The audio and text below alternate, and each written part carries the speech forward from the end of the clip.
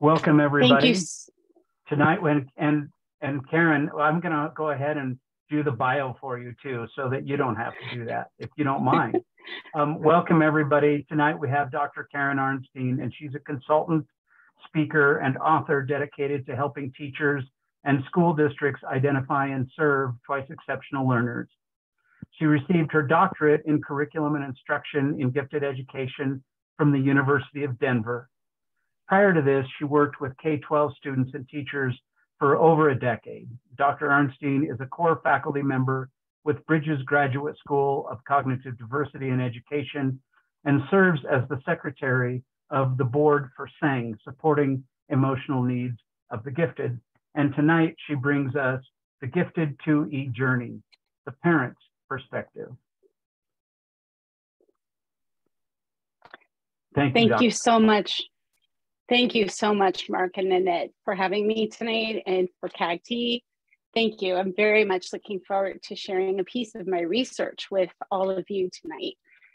So yes, this is the Gifted 2E Journey or Twice Exceptional Journey, but this is from the parent's perspective.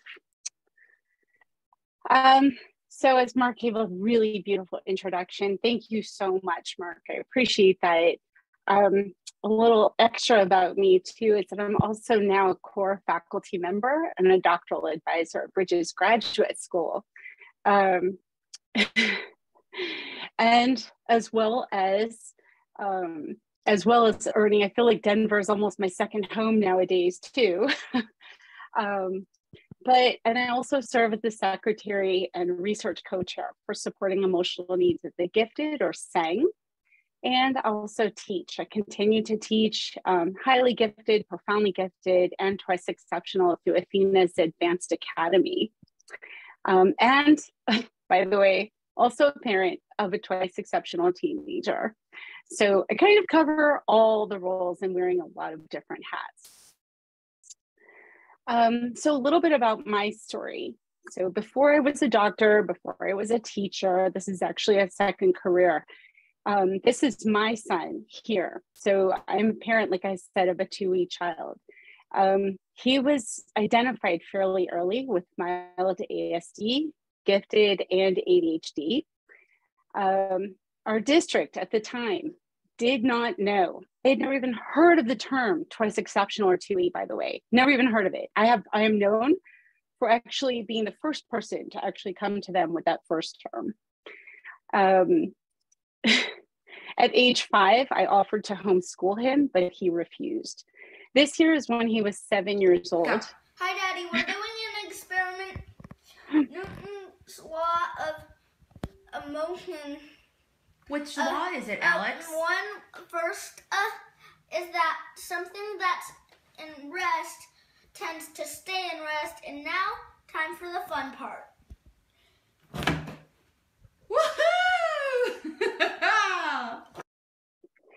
So we've been through a lot of different school experiences. We've gone through private school, public school, charter school. We have covered the full range. I'm trying to find the right educational fit for him. And today he's 14. He just started high school. I cannot believe where the time has gone, but he's in a Montessori secondary school, which seems to be kind of the right fit at this time. So hopefully, fingers crossed. But it's our experience too. So I'm speaking both as a researcher, but also as a parent along the way. And so that's where some of my questions come in, because throughout our journey as a family, I never found anybody's stories about this. This was really difficult. How did I navigate any of this? And so really, I couldn't find anybody else's journey to be able to figure out, were we doing the right things?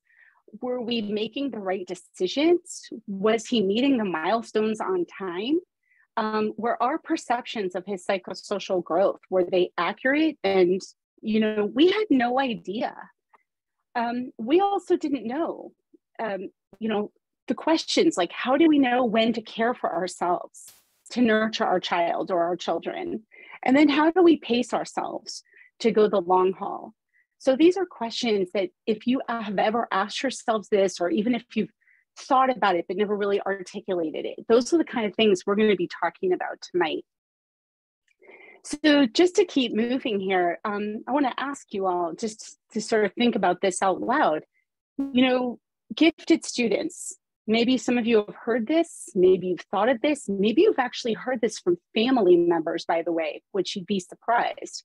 Gifted students, they'll be fine on their own. They don't need special services or differentiated curriculum. Please, they'll be great. Well, actually, false. That is a myth. And so we have known that since 1985, there's been so much progress in the field that actually indicates the need for programming to address specific talent domains and their social emotional needs. So some other things you might have heard. Every child is gifted. Don't you know? I have actually heard a principal say this when my son was in like the 2nd or 3rd grade. I almost fell over. So you may have heard this. Family members, extended family, teachers, principals, administrators. You'd be surprised. These myths have been perpetuated for almost 50 years. So no, not every child is gifted. Every child is a gift, but not every child is gifted. So we know, though, that the problem here is that the impact of some of these things continuing to be perpetuated is so far-reaching. And the problem here is that when schools continue to base entry into gifted education programs, they base it on global or composite standardized test scores. This continues to deny enormous diversity that exists among gifted students. So we know that that's also false. And then the last question. There we go. Can you be gifted and have a coexisting learning disability? You would be shocked how many teachers I have asked this of who say, no, of course not. Of course not. Well, the answer here is that it is true. This myth, unfortunately, perpetuates discrimination against students, preventing them from receiving targeted interventions, especially early on. One of the students who was in my study from 2 years ago was dyslexic. And so they're masking constantly and memorizing the text from what they hear, not actually learning to read. So it is important that we're finding this out so we can target interventions early on. So you'd be surprised. These are myths that have been going on for 50, 60 years. So what do we know then, right? What do we know about all of this? Well, we all know different parts of the brain mature at different times. This is why we don't let 12-year-olds drive cars, right? That prefrontal cortex right here behind the forehead, not mature enough. We also know that understanding brain maturity and function at each stage, that allows us to adapt our parenting and expectations. We don't expect a 2-year-old or even maybe a 1-year-old to be able to tie their shoes. We know that. So we also know that there's more research that we need to do to understand how the brain matures in the gifted, profoundly gifted, and twice exceptional populations. More studies are needed because different parts of the brain are maturing at different rates than the traditional neurotypical populations. We know that most studies that do exist, they examine either really young populations or college-age students. So if your child is in like the elementary, middle, maybe even high school range, there's not as much out there for you. We also know that the higher the IQ, the greater the asynchrony, right? Between the highs and lows of what they can do, what they struggle with. So my study, the research that I did, I examined pre-adolescents. That's from 8, 9 years old to about 12. So I looked at that population to look for their developmental trajectory to find out what's normal for them. So my study, I actually put a QR code because I know there may be educators or administrators here who might actually be interested. And if this QR code would allow you to download it for free, okay? there's no paywall. You can actually get that for free. So this is what I had looked at. How parents, teachers, psychologists, and educational environments influence the developmental transitions. But why did I do this study? Why did I have to look at the lived experiences throughout the 24-hour day? Well, I'm a parent of a highly gifted, twice exceptional child, and I also know that the current model of development that's used by school districts and university teacher prep programs, they do not recognize neurodiversity. This is rarely applied, by the way, to gifted children outside the realm of gifted education. It's usually applied for children who are on the autism spectrum only. I also saw a lot of potential to changing perceptions, educating professionals and pre-service teachers, and potentially influencing university curriculum. What does that do? That trickles down to our children in school. So why does that matter? Well, because the gifted and twice exceptional populations are outliers, and there's not many people who can speak for them. So what don't we know? Or what I like to call the Dunning-Kruger effect. Well, some of the things that we don't know, that the expectation that school psychologists and teachers, they have the greatest knowledge of growth and development for schools in a school setting. Research says otherwise, that they don't. It's actually the parents who do every time. For example, 2013 study, a survey of 300 school psychologists nationwide, about a third of them reported moderate to considerable familiarity with twice exceptionality. And almost 2/3 had little to no familiarity whatsoever with twice exceptionality across the nation. I mean, almost 2/3, that's a lot. So it's surprising, but not surprising. And then when we look at professionals in the counseling field, their knowledge about the needs of gifted, there's almost nothing there in counseling programs. So they don't know how to facilitate the emotional well-being of gifted children and their families before a crisis occurs. Again, these are all things what we don't know. So here's the problem. The myths and the expectations, they alter our own perceptions of typical growth and development. So these are things that we need to look at, looking at ourselves as parents, aunts, uncles, grandparents, teachers. We all are in multiple roles at the same time.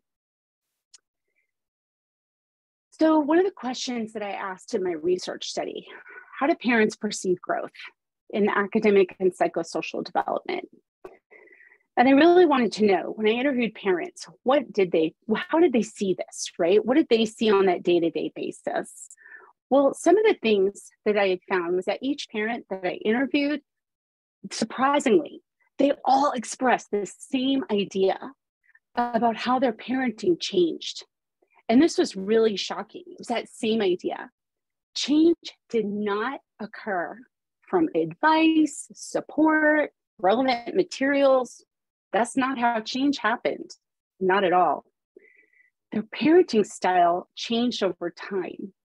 As their perception of their child changed, it forced them to parent in new and different ways. So there were 3 major themes that emerged. The first was that changing perceptions changed everything. They had to think outside the box of normal. You've got a 5-year-old who's doing 7th or 8th grade level math, yet they're struggling to tie their shoes or being fully potty trained, right? What do you do? How do you handle finding the right educational fit for them? This is a struggle. And there are a lot more parents that struggle with this than you would think. So these parents that I interviewed, they struggled to find the right educational environment. Maybe their child was struggling with eating or potty training. They struggled to find help in what was going on with their child. And by the way, sometimes they struggled with their own families, like their own parents, their extended families too. So because they were forced to think outside of the box of normal, this forced them to have to change their parenting style. They didn't have a choice. But when they changed their parenting, their perception of their child started to change. They started to see things differently. And because of that, it led them to a place of being able to be more accepting. And as they got to a place of acceptance, they were able to start thinking even further outside that box of normal, whether it's societal expectations, familial expectations, the school system, what have you. So this was a cyclical process that the parents kept on going through and are still going through. Sometimes it was shorter, over a period of days, weeks, months. Sometimes it was years, depending on what the issue was. So it was a cyclical process for them. So the second theme that I had found was advocacy, isolation, and support.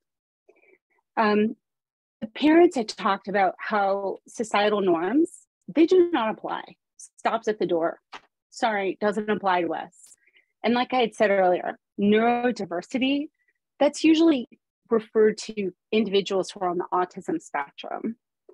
So if you have a profoundly gifted child, they are neurodiverse, period, right? It doesn't mean that they have autism. They're just neurodiverse. They're just not neurotypical from the general 68% of children who are in public school.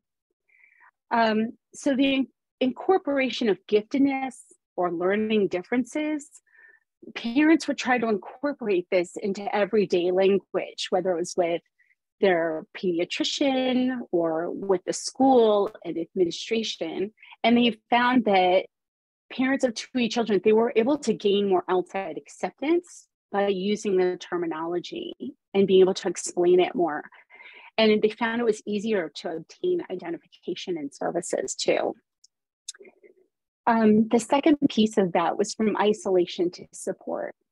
You know, as parents, we all know that we fill multiple roles. But if you're a parent, especially a gifted or a twice exceptional child, oh my gosh, not only are you a primary caregiver, right? But you now need to be an advocate in multiple systems, the educational system, the medical system, right? Like you now need to be incredibly knowledgeable outside of your scope of whatever it is that you do for a living. And that the parents also talked about going through a period of grieving. You know, their child, they had ideas of how they wanted to parent, what their child might be like. And so when they received, sometimes it was when they found out their child was gifted, not always when they found out their child had a learning difference. And they went through a period of grieving.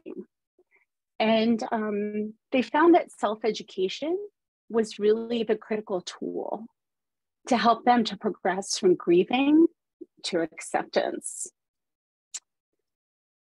And the last part were just implications. So for those of you professionals here today too, we know that the masking effect continues and it will continue. If educators and psychologists and medical professionals do not receive current research-based information and training. Unfortunately, profoundly gifted and twice exceptional students will continue to be pathologized. I cannot tell you how many stories I've come across of these kids actually being referred to special ed versus gifted first. And unfortunately, it prevents an understanding of neurodiversity, which reduces the potential for acceptance and inclusion, which is what we all want, right? We all want to belong. We want to create a society where we belong. We want to create classrooms where our children belong and they have a sense of belonging and dignity. And the third theme that I had found that we're going to spend a lot more time on tonight is really the parents' experience of grieving. So this, when I say parents, by the way, I'm talking about primary caregivers. So this could be parents, this could be an aunt, this could be a grandparent, a guardian. They're primary caregivers and advocates. And they have to be advocates in both the medical and educational systems. It was very shocking to me when I had learned this, because you would think, oh, I found out my child is gifted. Oh my gosh, this is amazing, right? They hit the jackpot. They hit the, like, you know, this is amazing. But what happened was there were several, every single parent that I interviewed went through a level of grieving. And that grieving changed their perception of their role as a caregiver or a parent. And that changing perception, they learned a lot of lessons from that change in that reflective period to get them to their current perspective. And so in each one of these, that was how they got out of that grieving period. So they also had a lot of guilt going through this too. So, and this was where, and I resonated with this too as a parent when I found out about my own child, because you feel like I should not feel guilty about this. My child is gifted, but he also has A, B, C, D, and E, right? But, and you go back and forth on this. So there's a lot of pieces of this changing perception of your role. So in the grieving aspect in that phase, the families had all shared that they had gone through this period of confusion and shock and loss of how they wanted to parent, and regret of things that they had said or done before they found out about a diagnosis, let's say, or expectations that they had, or fear for the future for their child. Will they ever find friends? Will they find a girlfriend or a boyfriend or a partner or a job one day? So these were the kinds of things that really, spurred their fear. And then also denial. They can't have ADHD. We don't have this, right? I don't want my child to be on medication. So there were a lot of these pieces that went into the grieving process. Couple of my parents, they prioritized socialization over academic placement. And that was also a part of their guilt and their regret, because they thought, oh, you know what? The academics will be there. We need to get him making friends. We'll socialize him. We'll get him into all these different groups and activities and swim and Cub Scouts and et cetera, et cetera. And their child was miserable, absolutely miserable. And they realized later that that was a huge mistake. And so they found that during this period that common parenting methods just did not apply. There's just no book. You cannot go to a bookstore or look online through your Kindle and just find something that's going to fit. And they recognized that societal norms did not apply to them. But when they're changing perception of their role, when they hit that phase, that's when they started to calm and examine themselves and modify their own parenting. They started to realize, you know what? I may not get to be the parent that I wanted to be or that I thought I was going to be, but I need to be the parent my child needs me to be. And I have to be okay with that. And so that's that changing perception of their role. And that was where self-education came in, where I had said that was that critical tool where they could start to regain control over themselves and their own feelings of guilt and loss. So some of those lessons that the parents I interviewed had talked about were experience and education, advocacy if it's required. Definitely find help, whether it's a group, hire somebody, get friends, you need to start to advocate. That it requires deep emotional work, looking at yourself and your own experiences. Did you struggle with some of these things too? Are you gifted, but you are not formally identified? You know, these are things that my husband and I have had to, we've also had to come to terms with as well. And it was not easy. I will grant us that. It was not an easy thing. So really the lessons here is just opening yourself up to a larger view. And then finally, the current perspective was just all the parents had noted that the systems need to change. Medical system, educational system, right? These systems need to change to broaden the perspective of what's considered normal, that neurodiverse is also normal, that acceptance and adaptation, they're not the same thing. There's a lot of things that we can adapt to on a day-to-day basis, but we may not accept it. And there's things that we can accept but struggle to adapt to. So they're not the same. And to be aware of it is important, and to ask yourself. And finally, all the parents were working. In fact, 2 of the 4 parents I interviewed changed careers midway and wanted to change careers because they felt that it was so important. They wanted their child to have a place in the world where they could thrive and contribute. And for their twice exceptional child, one was going into like becoming a social worker or a therapist, and another was going to become an advocate. So this was how strongly they felt about it, and going through this experience for themselves. So it's important to recognize about grieving and otherness. When you have a child who's an outlier, you know, it's difficult to go to play groups, right? When your kid wants to write sentences or do math problems or solve other problems and talk about, I don't know, geostationary satellites and signal triangulation. It is difficult to find friends, but it's important to remember that a diagnosis is just a name, and it's just an observed phenomenon. Your child was your child before any of these things came along, and they are still them at their core. And many parents, they all express these similar feelings. It's also important to remember that extended grieving, not getting help, not finding some kind of a group like CAGT or wherever you live, whatever state you live in, whatever country you live in, you know, find a group, whether it's SENG or, you know, a gifted advocacy group or a twice exceptional group. There's groups on Facebook as well, that when you're still struggling with this increases the likelihood as parents that you can experience depression and withdrawal, and you'll continue to be frustrated with your child. So depressed parents are not responsive parents. It's difficult. And believe me, I've been there too. It is hard. Not one parent that I interviewed learned about twice exceptionality from their school district.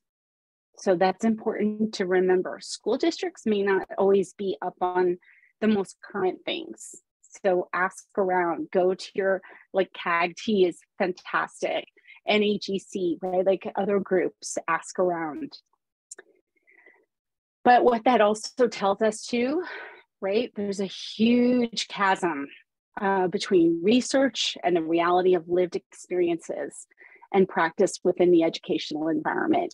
So we know that professional training is absolutely needed. So a few key takeaways from today. How do we perceive psychosocial growth? Well, we know that changing perceptions can change everything. And to remember that giftedness does equal asynchrony. How do we know when to care for ourselves, right? Put your oxygen mask on first. Take care of yourself. Honestly, sometimes I always feel like just putting gas in my car and not being rushed around to be late for an appointment, that's taking care of myself. Like if it means something as small as that, that could be considered self-care. You know, but or take time to nurture your hobbies in a relationship. You'll be a better parent too. And pacing yourself for the long haul. Oh my God, this is a marathon. It's not a sprint. So there's going to be times that you're pulling your child along, and other times they're going to be pulling you. So remember that. Training, sleep, practice, good nutrition, it's all key. I also want to thank you and let you know too, very excited about this. There's a book, I've written 2 chapters, Critical Issues in Servicing Twice Exceptional Students. So for you educators and administrators and professors and even parents out there, I am a co-editor, and it's actually on Amazon. So there's a QR codes here all over the place, but you can learn more about it. It's in pre-release. I think it goes to print actually in September, which is fantastic.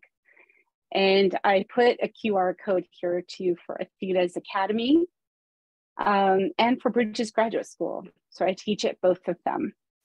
And I wanted to thank everybody. I'm so honored to be here today to present a piece of my research, and also for SENG as well, representing SENG with Mark. So I would be so happy to answer any questions. Oh, and the last thing, I will put this up too, in case anybody wants to take a screenshot of this. I am going to be conducting a study this fall.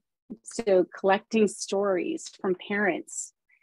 This is not endorsed by CAGT. I'm a professor at Bridges Graduate School. So if you are interested in telling your story as a parent, I would love to be able to contact you. So I just have a Google form here. And if you are interested, I'd love to be able to contact you. Thank you. Thank you so much. We do have some questions, Karen. And Karen Fantastic. Karen and I are both on the SENG board. And so I will also mention that the SENG library at senggifted.org has numerous articles about twice exceptionality as well. So, and probably 1 or 2 written by Karen actually there. So you can do a search for Twice Exceptional when you get to that website. And congratulations on the book. We're looking forward to that as well. We have a couple questions, both centered around advocacy. And it's just, I know this is a whole other presentation, actually, most likely, but like how to make some inroads, like even how do you get somebody's attention to even listen to your story, to even listen to your wonderings about your twice exceptional child? Do you have some tips for us? So when they say advocacy, do they mean like with the school district or? And they mean with the school district and the initial reaching out. Like, I suspect my child is twice exceptional. And how do you get past that first wall of resistance? Oh man, I get that question a lot, and that's a really good one. I've had a good working relationship with my school district. And I've had a lot of people ask me that question. In fact, when my son was younger, I cannot tell you, I had total strangers calling me and texting me in August, right when school started. And they're like, oh, I got your name and number from so-and-so's, from, 7 degrees of whoever, from like, I know somebody. I would acknowledge how difficult their job is, to let them know, look, I understand. I'm not an educator. I'm not in your world. And I get that. I would also educate yourself. Rights law. And Mark, if you can put that link in the chat, it would be really helpful for a lot of people. Educating yourself too on what your rights are, what your child's rights are. Rights Law is a great website because it's fairly simple to be able to know how to be able to even request an assessment. There's also a Facebook group, Parents of Gifted and Twice Exceptional. I think they just hit over 10,000 parents, like 10,000 members on Facebook. It's huge. And it's run by Dr. Chris Wells and Kate Arms and and Jet Merrill. So they have a lot of resources on that website too about how do I go. And it's going to be dependent. Is your child in elementary school? Are they in middle school? Are they in high school? What do you suspect could be the learning difference? Do you suspect it's an issue with reading or writing or math? Is it something that you may need to have an evaluation done maybe by the pediatrician first? And that may also be something they need you to have ruled out, make sure they have their checkup done. So those are all things, but the school district can cover it. So you do have the right to request an evaluation. Yep. That's a great question. Thank you. Yeah, thanks. I'll just talk a little bit about Colorado identification because I know we'll have a number of listeners in Colorado, and it will be similar in other states. That as far as gifted and talented goes, anybody can make a recommendation, and that includes parents. And so data gathering will start at that point. And it might lead to further testing, it might not, but to simply not respond to your request is not acceptable.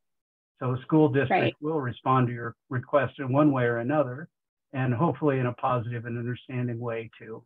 I have a lot of confidence in my colleagues that will happen. But thank you. I know that's one of those which will come back for another presentation just about advocacy. You must put the request in writing. You must put the request in writing. Make a paper trail. Yeah. Okay, so we're going a little bit in another direction too. You talked a couple times about the masking effect. Could you talk a little bit more about what that is? Sure, absolutely. There's three ways that masking can occur. The first is where you have a child who could show their giftedness first. And so they're identified potentially for a gifted program or pull out, whatever the school has. But they have that giftedness is actually masking some kind of a learning difference or disability. So they could, like one of my children, that one of the parents that I interviewed, their daughter was dyslexic, severely dyslexic, and had ADHD. But she was so gifted that in first grade, she actually memorized all of the text for the readers that they were using. So the teacher actually thought she was reading and on track, but it was because she was just memorizing everything. So she was highly, highly gifted, but they didn't know that she was masking, her gifts were actually masking a disability. So that's the problem, right? Because it's important to get targeted interventions, especially for things like dyslexia, very early on when we're learning how to decode for reading, because she wasn't actually learning how to read. She was just sight identifying whole words, but not learning how to decode. The second way masking can occur is that you have a child whose disability, some kind of a learning difference appeared early, but nobody identified the gift. So they were identified for special ed first. That could be, they were identified early on for, let's say, speech and language. It could be autism, like mild mod autism, maybe ADHD, right? Or even dyslexia, by the way. So they were identified early on with a learning disability of some type that was categorized by IDA 2004. So they were never tested for giftedness. And if you don't ask for it, a lot of times, teachers, especially special ed teachers, doesn't even occur to them to also test and refer. It goes, unfortunately, when that does happen, these are children who develop very poor self-academic concept over the years. And there's low expectations. It's very sad. The third type of masking is where one almost cancels the other out. So there's just enough that they can kind of get by, and the other one compensates for the other over and over again. So there may be some ADHD inattentive, right? Some hyperactive inattentive, but they're also just gifted enough to be able to kind of slide by just under the radar.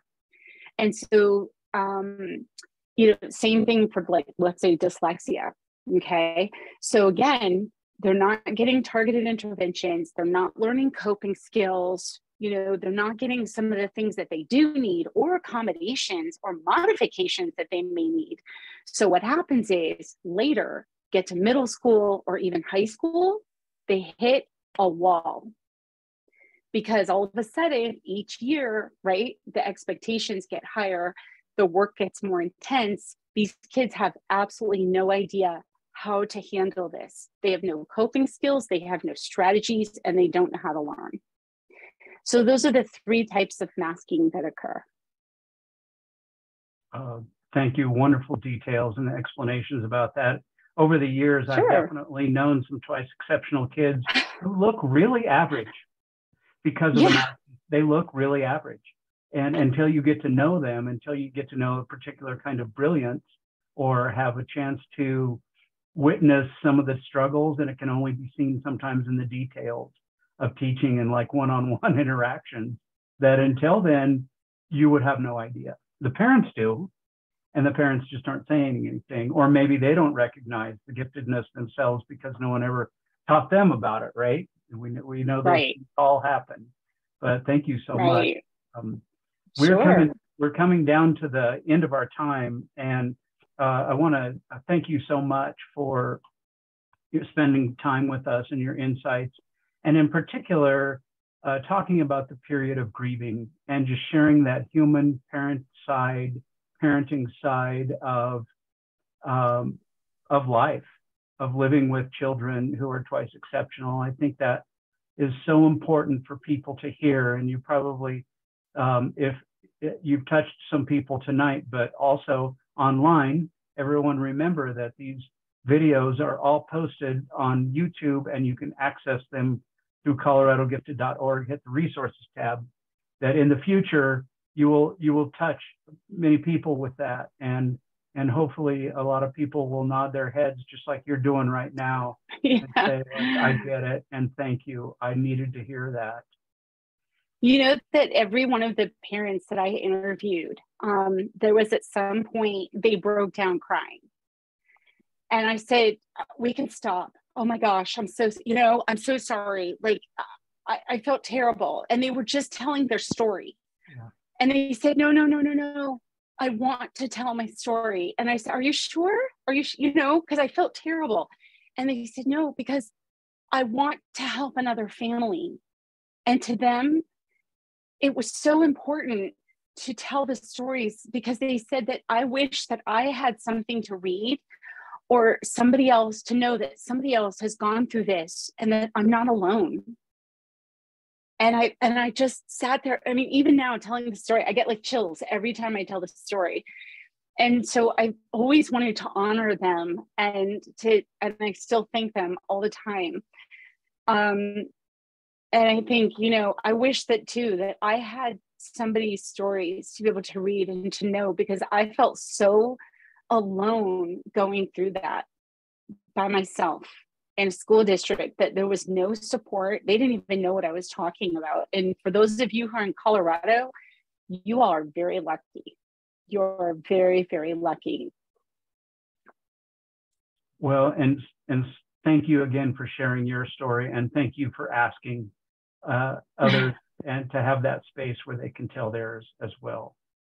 So everybody out there, we are now broadcasting twice a month, the first and third Tuesdays of each month. So we won't be back Tuesday, but we'll be back 2 Tuesdays from today with the next installment. And watch our Facebook page. If you're not subscribed to us, and follow Colorado Association for Gifted and Talented on Facebook, so you make sure to get these announcements. And thank you, Karen. Thank you, everybody, for coming.